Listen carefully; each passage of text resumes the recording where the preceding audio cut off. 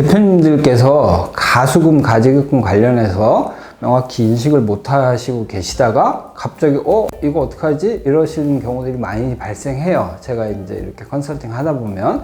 그래서 그 부분을 어떻게 이해하고 어떻게 해결해야 될지 간략하게 설명드리겠습니다. 물론 세부적으로 들어가면 좀 더 복잡해요. 그래서 이 부분은 그냥 대표님 혼자서 하실 수 있는 게 아니고 대표님이 컨설턴트들하고 같이 협의를 하시고 전문적인 회계사나 세무사분하고 같이 이렇게 처리를 하셔야 되는 부분이라서, 그렇지만 대표님은 기본 원리를 알고 계셔야 되기 때문에 오늘 그 부분에 대해 설명을 드릴게요.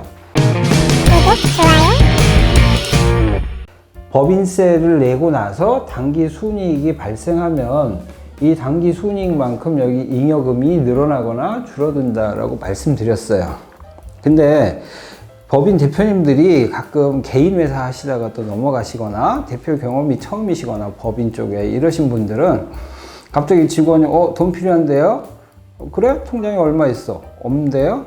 지금 당장 얼마 필요해? 3천만 원이요. 그래? 그럼 내 통장에서 쏴줄게. 이런 식으로 해가지고 법인 통장하고 개인 통장을 전혀 구분 안 하고 막 쓰세요. 그러다 보니까 이게 돈이 계속 개인하고 법인이 섞이는 거예요. 그러다가 그거를 회계 처리하려다 보니까 너무 어려운 거죠. 그래서 만들어 놓은 게 이제 가수금하고 가지급금 이렇게 이해하시면 돼요. 그러면 가수금은 뭐냐? 가짜로 수금한 거. 정확한 계정으로 된 게 아니고 돈을 받은 거예요. 근데 이 돈은 받았지만 실제로는 나중에 나가야 되는 거죠. 그래서 이 돈은 내가 줘야 될 돈으로 잡혀 있어요. 그래서 가수금이 있는 경우는 어디에 들어가냐면 대부분 유동부채 안에 가수금이 들어가 있게 됩니다. 유동부채 안에. 가지급금은 내가 돈을 주긴 줬는데 계정 처리를 정확히 못한 거예요. 그래서 금방 받을 수 있는 돈이라고 처리가 된 거죠. 그러면 가지급금은 유동자산에 들어있어요.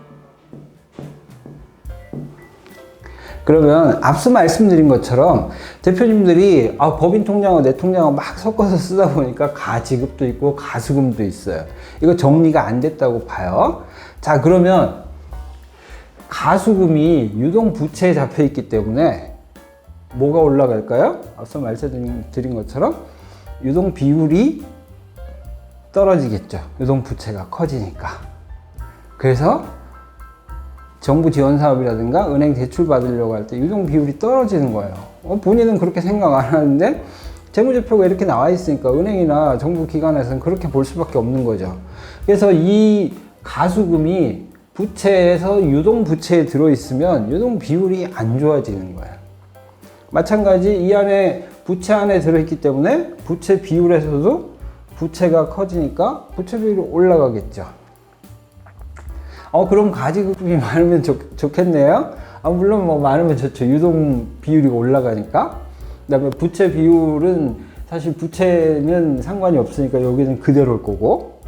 자, 근데 차입금 의존도에서는 자산이 커지니까 당연히 줄어들겠네? 이렇게 생각하실 수 있어요. 실제로 뭐 그렇게 보시면 맞습니다. 근데 가지급금은 제일 문제가 되는 게 있어요.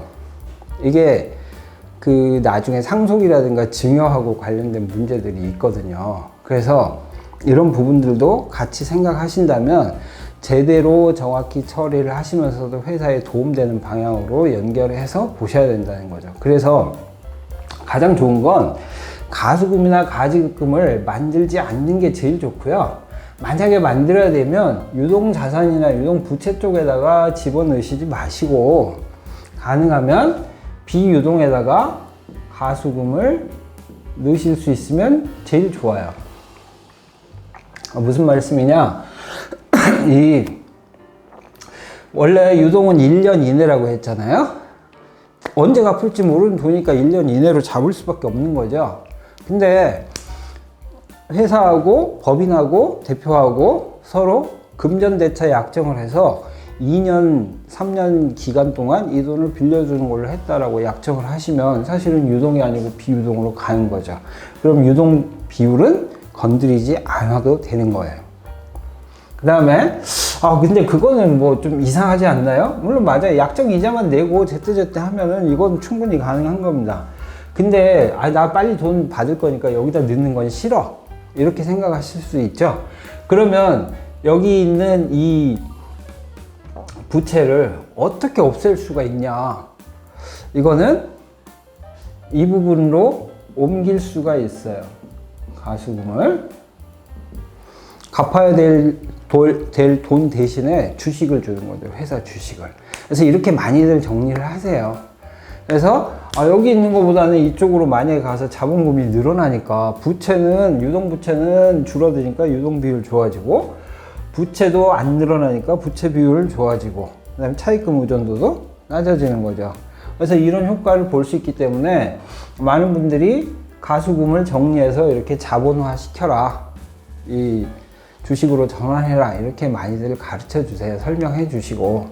그래서 이 원리는 아주 간단할 거예요. 근데 이 원리는 간단하지만 실제로 이런 거 옮기는 게 함부로 하시면 안 되죠. 그래서 마음대로 막 하시면 분식회계가 되고 나중에 이거 문제가 되세요. 그래서 꼭 전문 컨설턴트들하고 회사가 나가야 되는 방향, 그 다음에 이게 세무나 회계적으로 문제가 안 생기는지 이런 부분을 같이 꼼꼼히 면밀하게 살펴보신 다음에 전문적인 세무사나 회계사분하고 같이 이거를 만들어 가셔야 돼요. 그래서 마지막으로 이 재무제표 관련해서 말씀드리면, 지금 시점이 7월이에요. 그래서 아직 뭐 결산하려면 한참 남았네 하시는 분들도 많이 계시죠. 근데 사실은 결산은요, 두 가지로 꼭 하셔야 돼요. 재무제표는 가결산이라는 걸 꼭 하시고 나서 본결산을 하셔야 돼요. 근데 본결산도 신경을 안 쓰시니까 가결산은 아예 신경을 안 쓰시죠. 그래서 대부분 어느 정도 준비가 잘 되고 미래를 위해서 열심히 이런 것들을 만들어 나가는 회사들은 가결산을 보통 언제쯤 하냐면 9월 정도에는 가결산을 해요. 9월 말 이제 재무제표가 어느 정도 나올 시점쯤 되면. 근데 9월 말도 사실은 제가 보기에 늦는 것 같아요. 그래서 지금 시점쯤 상반기 결산을 하면서 우리 재무제표에서 과연 유동 비율이 얼마가 돼 있는지, 그 다음에 부채 비율이 얼마가 돼 있는지, 그 다음에 차입금 의존도가 어느 정도인지 확인을 하시고, 이게 너무 적정 수준에서 많이 벗어나 있다 라고 하면 이 부분을 개선하기 위한 노력을 하반기에 하셔야 되는 거죠. 그 전략을 미리 짜셔야 돼요. 세무나 회계는 한두 달 준비하신다고 해서 되는 게 아닙니다. 보통 3개월 정도 준비하시고 거기에 따른 나머지 이런 증빙이라든가 회계 정리들을 같이 하면서 하셔야 그게 효과적으로 법의 문제가 안 되면서도 회사에 도움되는 쪽으로 갈 수 있는 회계 처리가 되는 거죠. 세무 처리가 되는 거고. 그래서 이상 간단하게 손익계산서하고 재무상태표, 그다음에 가수금, 가지급금 관련된 부분을 설명을 드렸어요. 그래서 재무는 어렵다, 이 생각은 절대 하지 마시고요. 재무에서도 중요한 건 기본 원리를 아시는 거다. 기본 원리에서도 은행이라든가 정부 지원 사업에서 정부 기관에서 우리를 평가할 때 어떤 부분이 가장 중요하고 그거를 어떻게 우리가 대처할 수 있는지, 이런 부분에 대한 이해는 같이 가지고 가시면서 이런 재무를 여러분들이 대표님들께서 확인하시고 계획을 세우시는 그런 기회가 됐으면 좋겠습니다. 감사합니다.